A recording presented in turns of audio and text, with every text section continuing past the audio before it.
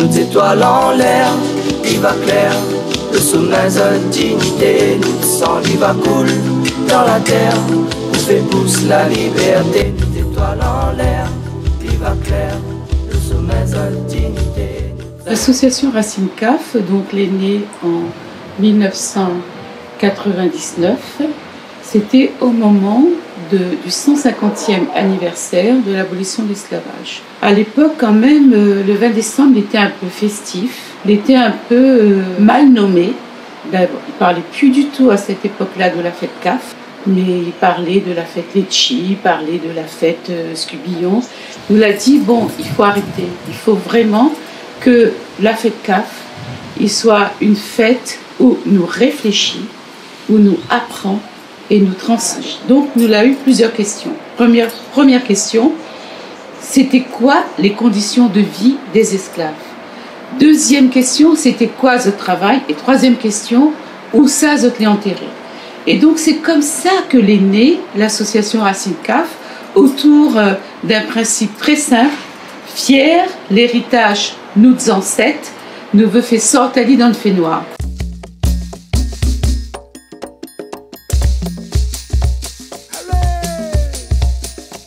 Ramounari pas bateau, la donne à nous sont l'africaine. Ramounari pas bateau, la donne à nous sont l'africaine. Ramounari pas bateau, la donne à nous sont coulées. Nous, au niveau de Racine CAF, nous travaillons de façon pédagogique autour de toutes ces notions-là. La notion de colonisation, la notion d'aliénation, la notion de traumatisme, la notion de reproduction. Quand nous connaissons où ça nous sort, nous connaissons où ça nous va. Donc connaître son histoire et s'approprier son histoire, c'est une condition fondamentale pour aller vers l'émancipation et vers la citoyenneté. Donc connaître son histoire, c'est déjà connaître les dates qu'elle est en rapport avec l'histoire. On va parler du 20 décembre, après nous peut parler aussi du 5 novembre. Du 5 novembre au 11 novembre 1811, c'était une grande révolution, la révolte des esclaves de Saint-Leu, ça c'est important, où là, on a quand même 400 esclaves que l'a révolté, on a 200 que l'a été arrêté, donc 120 que l'a été conduit en prison, et là-dessus, on a 18 que l'a été exécuté. Il va clair, le sommet de dignité, nous sang, il va cool dans la terre, où fait pousse la liberté, nous étoiles en l'air. Il va clair, le sommet de dignité, nous sang, il va cool dans la terre, où fait pousse la liberté. Pendant longtemps, on a pensé que l'histoire ne nous constituait pas. C'est faux. Si tu ne connais pas cette histoire, tu erres, tu es dans l'errance. Et ça, nous l'a pu constater. S'il y a beaucoup de jeunes comme ça, aller dans l'errance, c'est que ce n'était pas dans l'ancrage. On a besoin, c'est au départ même, c'est la généalogie. Les gens ont besoin de connaître leur histoire familiale, ça c'est vraiment fondamental. Au travers de ça, les jeunes retrouvent des repères justement. Parce que quand on a des jeunes, sans stigmatiser, c'est les jeunes des cités qui sont paumés en fait, et ne connaissent pas leurs grands-parents, mais véritablement il y a un problème. Bon. Donc ça c'est la base. Ensuite il y a ce qu'on appelle la reconnexion avec l'Afrique, avec la diaspora. Parce que l'histoire de la Réunion, elle a trop été pensée dans un cadre républicain, dans un cadre européen, alors que l'histoire des gens provient pas de ça. Si nous ne connaissons pas de quelle patte nous les fait, nous ne pouvons pas être fiers. Et donc, connaître l'histoire, c'est pouvoir s'approprier des grandes dates, mais c'est aussi pouvoir reconnaître les héros de l'histoire. Élie, c'est un héros. Simandef, c'est un héros. Zélindor, tous ces Fursi, tout ça, c'est des gens que l'a révolté contre un système. Nous, c'est pas Général de Gaulle, notre héros. Nous avons aussi des héros réunionnais. Donc, quand on connaît c'est qui ces héros-là, on peut identifier à eux, on peut être fier. On connaît que nous avons des gens, la bataille pour pouvoir donner à eux, apporter à eux cette liberté.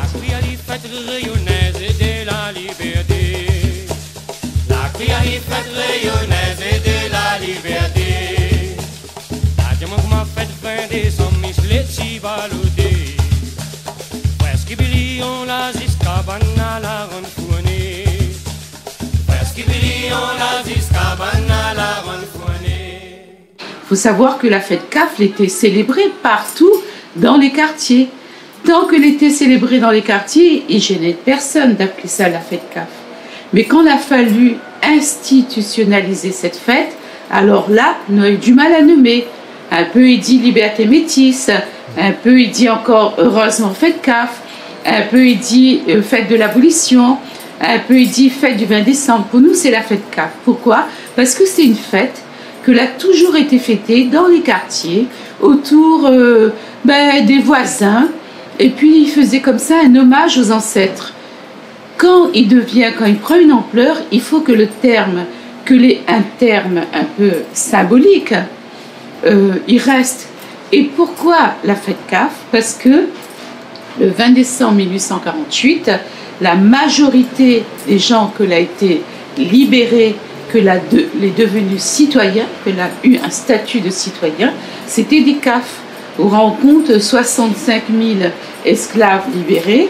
Là-dedans, où il y avait 10% d'esclaves indiens. Il faut savoir que l'avait des esclaves indiens, bien que maintenant on a tendance à dire que les Indiens c'est les engagés, les CAF c'est les esclaves. Non, ça ne s'est pas passé comme ça.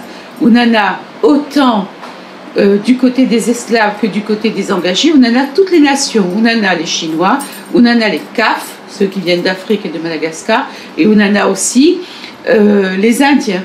Donc, que ce soit du temps de l'esclavage, que ce soit du temps de l'engagement, toute cette population-là, elle était présente. Alors, les importants. Pourquoi les importants? Parce que nous avons tendance à hiérarchiser l'esclavage et l'engagisme.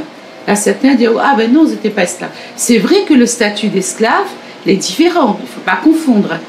Mais n'empêche que c'est quand même les mêmes origines, ceux qui viennent de Madagascar, d'Afrique, de Chine, de l'Inde. Colpanen à l'enfer, du pays pour la scène. Ça que les ennemis en scène, même le vieux met au fer. Madame l'île est content, Ali sont bonnes esclaves. Râle pas le si bas, madame la paye content. Bonnes esclaves l'avaient plein, râle la pioche plein de boutir. Coupe qu'on la qu'on les mire, ça s'arrête grand matin. Alors, quoi dire concernant l'esclavage? L'esclavage, effectivement, c'est un temps où les gens étaient capturés. Ils ont été capturés dans notre pays là-bas, la plupart du temps. C'est pour ça que nous parlons de la traite. Hein. Et ils étaient arrivés. Ici, ils avaient un matricule, ils n'avaient pas de nom. Et ils ont été interdits aussi de notre religion. Il faut savoir que le Code noir de 1723, il dit quoi? Il dit, la seule religion, c'est la religion apostolique, catholique et romaine. Ce qui veut dire que quand les esclaves y arrivaient, les autres y venaient d'Afrique, les autres y venaient de Madagascar, les autres avaient une religion. Mais ici, cette religion n'était pas reconnue, n'était pas du tout admise. Ça ne veut pas dire que les autres n'ont pas fait cette religion. Quand il parle là-haut de Maloya, à l'époque, il parle Tchega des Noirs, c'est ça, hein, l'origine du Maloya, il vient du Tchega et il vient aussi d'Afrique. Donc le Maloya, c'était quoi? C'était un rituel. On a rassemblé Azot le soir, quand il avait l'autorisation. En général, les propriétaires donnaient Azot l'autorisation de rassembler Azot le samedi soir. Et là, c'était une manière, bien sûr, de prendre un peu de repos, de prendre un peu de joie, mais aussi de célébrer les autres ancêtres. Aujourd'hui, si le culte des ancêtres a été maintenu, c'est bien parce que l'on a cette résistance. Et il fait partie de notre patrimoine. Donc, l'appropriation de l'histoire, il permet quoi? Il permet de sortir de l'aliénation. Il permet de connaître, ça a été quoi? Un système d'exploitation et de déshumanisation. Et c'est quoi les conditions aujourd'hui pour une nouvelle citoyenneté? Une citoyenneté assumée, une citoyenneté portée, une citoyenneté vécue et surtout retrouver une certaine dignité. Mais il faut savoir que la dignité, les esclavisés ne l'ont jamais perdue, ni notre humanité, ni notre dignité. Mais c'est vrai, les conditions dans lesquelles ils vivaient, c'était indigne. Les tortures que ils subissaient, c'était indigne, mais la dignité de soi, hein, notre propre humanité, c'est quelque chose qu'on ne perd jamais. Bien sûr qu'il y a eu des révoltes, et aujourd'hui, je pense que l'appropriation de l'histoire est fondamentale. Il fondamentale pour être debout, pour être un homme et une femme debout, pour être un Réunionnais fier de son histoire, fier de sa culture, fier de son humanité, de s'être nous-mêmes. Nous étoiles en l'air, il va clair, le sommeil de dignité, nous sang, il va cool dans la terre, où fait pousse la liberté, nous étoiles en l'air, il va clair, le sommeil de dignité.